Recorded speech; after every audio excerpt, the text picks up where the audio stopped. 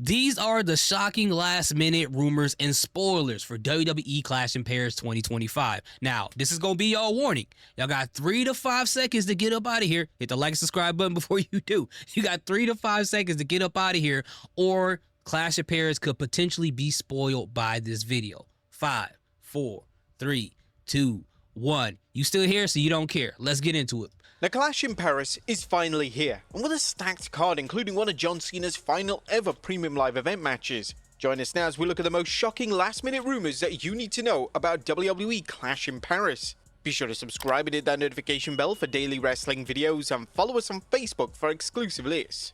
Number 1, Rusev and Sheamus to join forces. But since Rusev returned to WWE programming, he's really struggled to firmly connect with the main roster audience. It's not as if Rusev's work has been bad, it's just his lack of character work hasn't exactly enamored him with the crowd. Now, there's been speculation online for months that the payoff to the Rusev and Sheamus rivalry is going to see them unite. This could be a smart move, as Rusev working alongside an insanely over talent may be beneficial to his popularity in the company, and will also act as a major boost for the Raw Tag Division. As we all know, the Raw Tag Division has been struggling, especially when compared to the thriving SmackDown Tag Division. 2 credible names joining the division could be a positive step forward, and seeing the coalition between Rusev and Sheamus take on teams such as A New Day and Judgment Day would really freshen up some of those matches on weekly television. And it's not just that.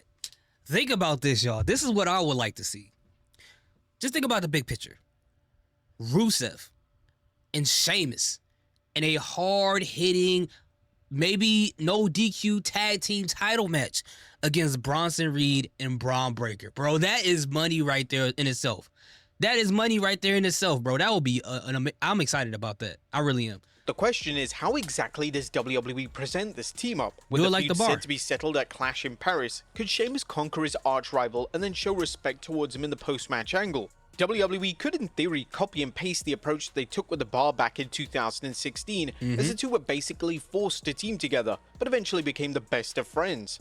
Number 2, I ain't gonna hold you. Sheamus versus Rusev could potentially be match of the night. I know it sounds crazy given we got that fatal 4-way match at the end of the night, but you know, as a safe number 2 or potentially the match of the night, Sheamus and Rusev could be that match of the night. I'm not gonna lie to you. Shocking loss. Roman Reigns having an untitled singles match on a PLE is a big deal, and it's a huge moment for Bronson Reed at Clash in Paris. It's actually been so long since Roman Reigns has had a singles PLE match. In fact, the last singles PLE match he had was at WrestleMania 40. Now, whilst it's incredibly unlikely that Reed wins the match, it wouldn't be unlike Reigns to want to put over someone in a big matchup. The most likely outcome is that Reigns will win, but Reed will have the showing of his career. It's not uncommon for wrestlers to get over in the match and receive a rub without getting the W. WWE could easily achieve this in the match if they present Reed as strong and credible throughout. It's probable that Braun Breaker... I mean, I get that. You guys, if you saw my prediction video, you know exactly where I'm about to go with this. I get it. Roman Reigns doesn't lose matches. He wins all the time, as I said in my prediction video. But you got to think about, who needs it the most? Bronson Reed needs this the most. He needs this to help establish the vision. They don't seem like they're an established heel faction at this point in time. And Roman Reigns, if he has to go film Street Fighter, what's the point of winning this match and then disappearing off of the TV? What is the point of doing that? Like, why not get Braun Breaker involved to, kind of interfere in this match, but not cost Bronson Reed this match? Somehow the referee miraculously gets knocked out, has a 2-second concussion, and then you can have Braun Breaker hold down Roman Reigns so that, Bronson Reed can hit Roman with like 8-9 tsunamis over and over and over and over again. And when a referee comes to, give him a pin. After the match, Bronson Reed and Braun Breaker destroys Roman Reigns. Like, that will be great for them too. And then Roman Reigns, he can go record Street Fighter and that'll be an excuse why he's written off of TV. I mean, that's just my personal opinion, and it'll be a shock value. It'll be shocking, right? People want to see things shocking in their PLEs. That could be a shocking moment. If nothing else happens here, that is shocking. Gets involved in some capacity, and WWE could even plant future seeds for the Breaker versus Reigns matchup. This is a match that is destined to happen relatively soon, and some are even pushing for the match to take place at WrestleMania 42. Now this really depends on when WWE are planning to bring the Reigns and Seth Rollins feud to a close, as currently that is a match that appears to be locked in for the grand stage next April. WWE may look to do a post-match beatdown on Reigns by Reed and Breakker, as without this, fans will question why Reigns isn't interfering in the main event and seeking revenge on Rollins. This will logically explain why Reigns isn't present and will help further establish issues between Reigns and Rollins' faction ahead of future shows such as Survivor Series. Number 3, a surprise Brock appearance. Now as things stand, Brock Lesnar isn't set for Clash in Paris. I think all of us believe that Brock is going to get involved in some way or another. He's going to cost John Cena that match, and they're going to have their match at WrestlePalooza. Or if John Cena does win, Brock Lesnar will attack him at the end of the match, and that'll get their match at WrestlePalooza, because WrestlePalooza is going to be the first PLE on ESPN, so they need to have some big names on that card. So Brock Lesnar and John Cena are going to be two of those names. I'm telling you. Initially, it looked like Lesnar was going to face John Cena at the show, but ultimately, WWE decided to move forward with a Logan Paul-John Cena singles match. Interestingly, WWE have been teasing Lesnar's involvement in some capacity, as on SmackDown from Ireland, Nick Aldis informed Cena that he had just heard from Lesnar before Aldis was cut off by Logan Paul. Was this segment about to see Aldis inform Cena that Lesnar is going to be in Paris? A surprise Lesnar appearance is very possible, and he could even cost Cena the match against Logan Paul. The issue is, would WWE have Lesnar make another surprise appearance, or would they want to capitalize on his star power and pre-advertise him? Lesnar is set for multiple editions on TV on the road to WrestlePalooza, and it appears that Lesnar vs Cena is set for the main event of that show. Some fans have been throwing around the idea of Lesnar's music hitting and this costing Cena, but this would be a rather bizarre presentation of Lesnar, not really suitable for his persona. Number 4. Wait, what? But that's just what he does. What do you mean? What did he do to Roman Reigns and Braun Strowman in their match? What did he do to Cody Rhodes in their tag team match against Roman and Solo Sikoa? That is exactly what Brock Lesnar would do. What? What are we talking about? Makes a statement. And one of the most popular suggestions when it comes to John Cena's final ever opponents is Drew McIntyre. Cena vs McIntyre is a feud that WWE have never explored, and it's a huge match that would please a lot of the audience. Yeah. McIntyre has been subtly mocking Cena in recent months, and with McIntyre having an on-screen partnership with Logan Paul, now could be the perfect opportunity to plant the seeds for the matchup. Cena could get the W over Logan, only for McIntyre to hit a Claymore on Cena, making a statement in the process. This would be smart booking, especially if WWE are indeed planning McIntyre vs Cena. However, the only problem is that it may muddle numerous storylines. Yeah, McIntyre is feuding with Randy Orton and Cody Rhodes simultaneously, and it may put the focus off Cena's feud with Brock Lesnar.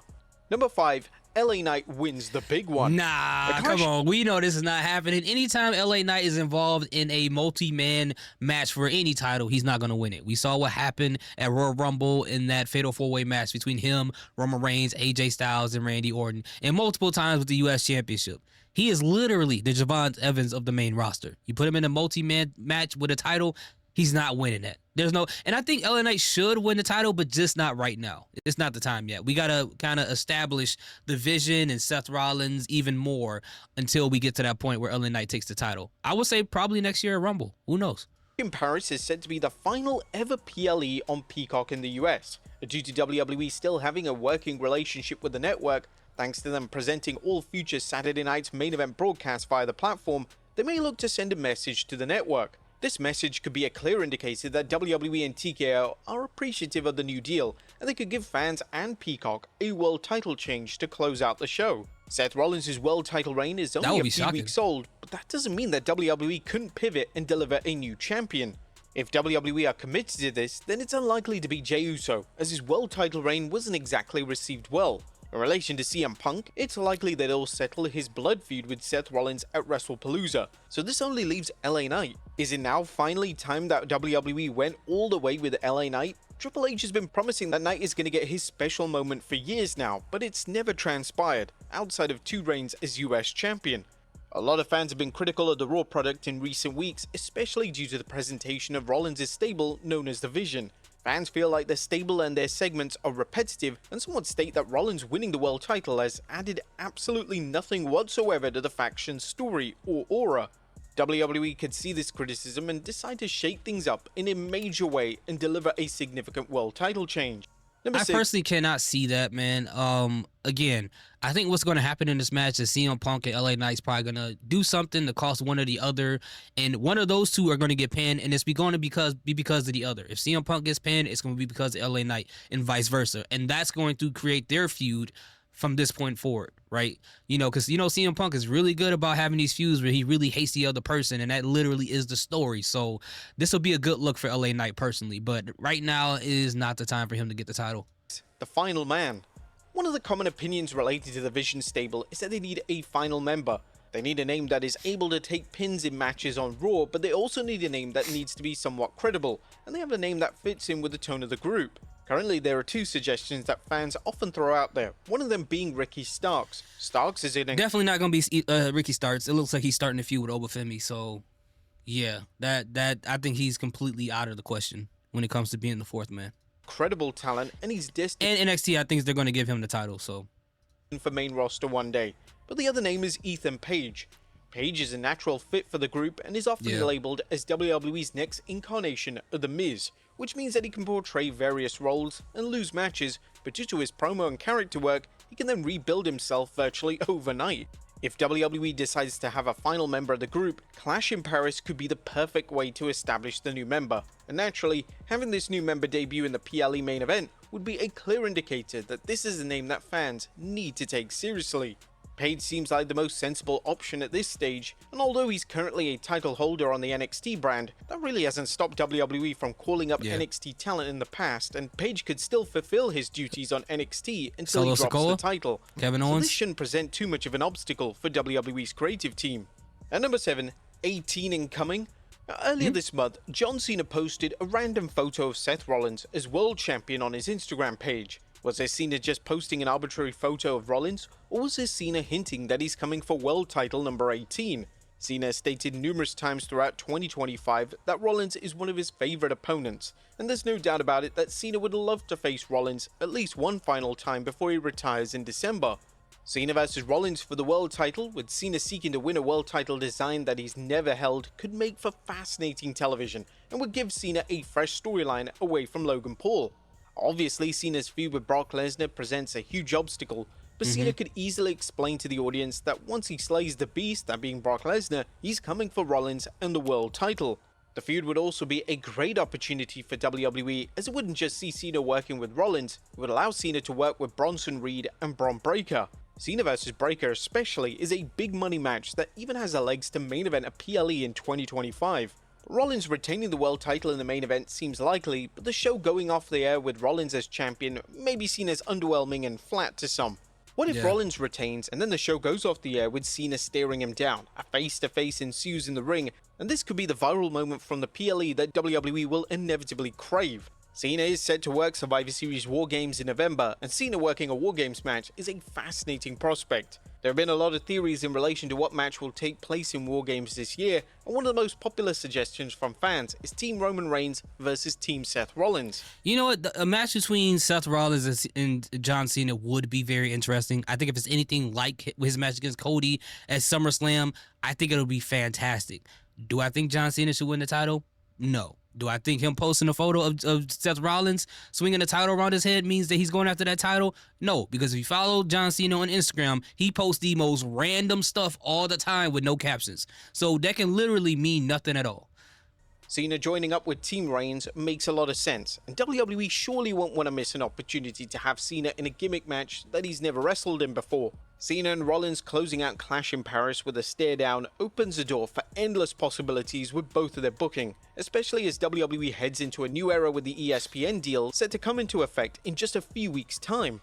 But there you have it, folks. The most shocking last-minute rumors that you... A lot of this stuff isn't that shocking. It's a lot of stuff that everyone pretty much was talking about for the most part. I thought Brock was going to come back. I'm thinking that Bronson Reed is going to win by interference of Bron Breakker. And I said something about the match between Becky Lynch and Nikki Bella. You probably want to check out on my video. If you haven't, go ahead and take a look at it. Let me know in the comment section which part of this whole situation is surprising. Which part do you hate about it? Let me know in the comment section. I would love to hear what you have to say. Salute, peace, have a great day.